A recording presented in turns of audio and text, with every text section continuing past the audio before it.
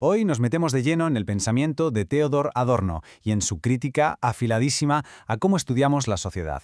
Y es que su propuesta va a desafiar muchas de las ideas que solemos dar por sentadas sobre qué son los datos, los hechos y la propia realidad social.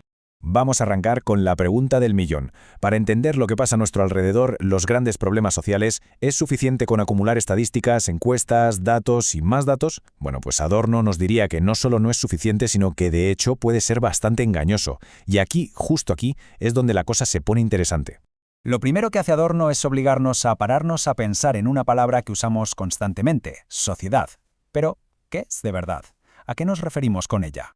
A ver, para Adorno, la sociedad no es un simple contenedor donde metemos a un montón de gente. Tampoco es, y esto es clave, la suma de todos sus individuos. Es lo que él llama una totalidad. Pensemos en ello como un sistema complejo, interconectado, a veces hasta contradictorio, donde todo afecta a todo. Y lo más importante, las reglas del juego, su lógica interna, no se ven a simple vista. No puedes señalarla con el dedo y decir, mira, la sociedad está ahí. Entonces, si no podemos verla directamente ni meterla en una definición de diccionario, ¿cómo la entendemos? Pues aquí está el quid de la cuestión, a través de la teoría. La teoría no es un añadido, no es un lujo, es la herramienta, la linterna que necesitamos para desplegar, para desvelar esa estructura oculta que da forma a nuestras vidas. Sin ella, solo vemos piezas sueltas, fragmentos sin sentido. Claro, esta manera de pensar no salió de la nada. Llevó a Adorno a meterse de cabeza en uno de los debates intelectuales más potentes de la sociología del siglo XX. La famosa disputa del positivismo. Aquí tenemos dos bandos, dos formas radicalmente opuestas de ver la ciencia social. Por un lado, el positivismo, que básicamente dice, centrémonos en los hechos, en lo que podemos medir, y seamos objetivos, neutrales. Y en la otra esquina, la teoría crítica de Adorno, que responde, un momento, eso que llamáis lo dado no ha caído del cielo, está construido socialmente. La neutralidad es una fantasía, porque quien investiga ya es parte de la sociedad que estudia. Y el objetivo no es quedarse en la superficie, en la apariencia, sino llegar al fondo, a la esencia que genera todo lo demás. Y esta discusión nos lleva directamente al corazón de la crítica de Adorno, su problema con una ciencia social que se obsesiona únicamente con los datos empíricos.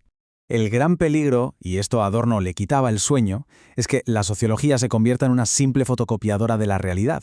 O sea que si nos dedicamos solo a registrar y ordenar lo que vemos, acabamos describiendo el mundo tal y como es, pero sin preguntarnos ni por un segundo por qué es así o si podría ser de otra manera. Y esta cita es demoledora. Lo que Adorno nos está diciendo es que en el momento en que la sociología renuncia a entender la totalidad y se conforma con ordenar los hechos, lo que él llama el factum, los hechos puros y duros, acaba, incluso sin quererlo, justificando el status quo. Lo normaliza, lo convierte en algo que parece natural, inevitable. Para no caer en esa trampa, Adorno insiste en una distinción filosófica que es, de verdad, la clave de bóveda de todo su sistema de pensamiento. A ver, vamos a desgranar esto. El fenómeno es la superficie, lo que podemos ver y medir directamente. Un ejemplo clarísimo, una encuesta de opinión que nos dice que el 70% de la gente cree X. Eso es un fenómeno. La esencia, en cambio, es la estructura profunda, la maquinaria oculta que hace que ese fenómeno exista. ¿Por qué la gente piensa X? La esencia podría ser la lógica del mercado, las relaciones de poder, la ideología que nos rodea. El positivismo se queda en el fenómeno. La teoría crítica quiere bucear hasta la esencia. Entonces, ¿significa esto que Adorno estaba en contra de investigar y de usar datos? No, en absoluto. Su propuesta era mucho más interesante. Se trataba de darles un propósito completamente nuevo. Y esto tiene que quedar clarísimo. Adorno nunca dijo que hubiera que tirar la investigación empírica a la basura. La cuestión no es si usamos datos o no. La cuestión es qué narices hacemos con ellos. La verdadera batalla está en la interpretación. ¿Nos conformamos con describir lo que hay o usamos los datos como palanca para sacar a la luz las contradicciones de nuestra sociedad? Y este es, a grandes rasgos, el método que propone.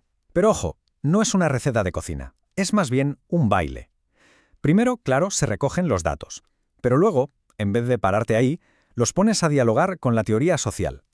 La teoría te ayuda a descifrarlos, a leer entre líneas, y ese conocimiento más profundo es el que te permite, por fin, hacer una crítica con fundamento de la sociedad.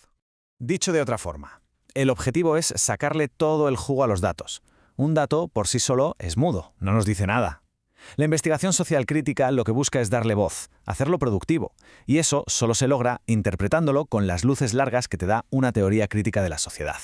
Todo esto, como podemos imaginar, le da una vuelta de tuerca radical al papel que debe jugar la persona que investiga la sociedad, O sea, hay que olvidarse por completo de esa imagen del científico social como un técnico de laboratorio, con su bata blanca, procesando números de forma imparcial.